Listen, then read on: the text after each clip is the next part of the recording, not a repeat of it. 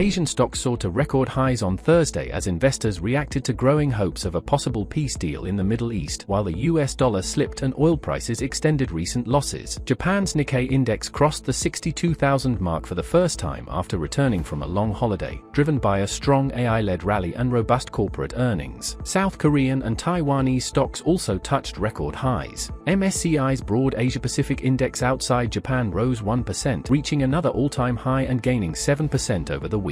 Market sentiment was boosted by reports that Iran was reviewing a peace proposal that could formally end the war that began at the end of February. Although key US demands, including suspending Iran's nuclear program and reopening the Strait of Hormuz, remain unresolved. Oil prices, which had fallen nearly 8% on Wednesday on peace hopes, edged higher on Thursday. Brent crude stood at just above $102 a barrel. Despite the recent drop, oil prices remain around 40% higher than before the conflict began. Analysts warned that even if the Strait of Hormuz reopens, oil may stay elevated due to damage to energy infrastructure and precautionary stockpiling. US Federal Reserve officials also warned that the war is increasing the risk of a sustained inflation shock due to high oil prices and supply chain concerns. In currency markets, the dollar index stood at 98.032. The yen remained in focus after recent sharp swings that sparked speculation of possible intervention by Japanese authorities. It was last at 156.29 per dollar after briefly hitting a 10-week high of 155. The euro and sterling also held gains,